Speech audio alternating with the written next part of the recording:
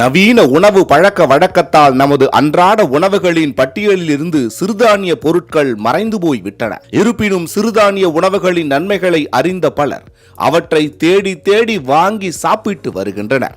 அந்த வகையில் பழனியை அடுத்த பாலசமுத்திரம் கிராமத்தை சேர்ந்த காயத்ரி, விஷ்ணு கோபிகா சகோதரிகள் சிறுதானிய இனிப்புகளையும் கார வகைகளையும் தயாரித்து அசத்தி வருகின்றனர்.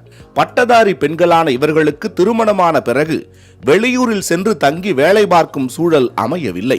இருந்தாலும் மனம் தளராத பட்டதாரி சகோதரிகள் வீட்டில் இருந்தே சிறுதானிய உணவுகளை தயாரித்து வருமானம் ஈட்டி வருகின்றனர். கம்பு, ராகி, கேழ்வரகு, சாமை, நிலக்கடலை போன்ற சிறுதானியங்களை வைத்து பட்டதாரி சகோதரிகள் லட்டு, மிக்சர், சத்து மாவு போன்ற பொருட்களை தயாரிக்கின்றனர்.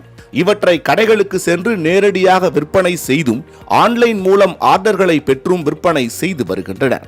நொறுக்கு தீனிகளை அதிகம் சாப்பிடும் குழந்தைகளும் சிறுதானிய லட்டுகளை ஆர்வமாக சாப்பிடுவதாக கூறுகிறார் காயத்ரி.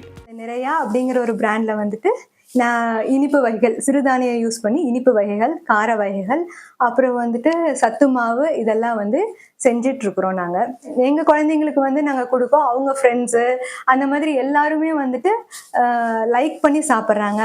ஸ்வீட்ஸு, அப்புறம் இந்த மாதிரி மில்லட்ஸ் பிடிக்காத குழந்தைங்க, இந்த மாதிரி சாக்லேட்ஸ் விரும்பி சாப்பிட்ற குழந்தைங்க கூட நம்மளோட லட்டை வந்து ரொம்ப விரும்பி ஃபர்ஸ்ட் டைம் சாப்பிட்றது இல்லாமல் திரும்ப திரும்ப கேட்டு சாப்பிட்றாங்க. அப்படிங்கிற ஒரு வந்து ஃபீட்பேக் வரப்போ ரொம்ப சந்தோஷமா இருக்கு.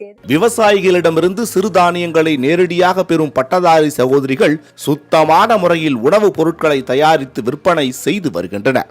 நிறையா என்ற பெயரில் பொருட்களை விற்பனை செய்யும் இவர்கள் மாதம் 1 லட்சம் ரூபாய் வருமானம் ஈட்டுகின்றனர். மாலை முரசு செய்திகளுக்காக பழனி செய்தியாளர் கார்த்திகேயன்.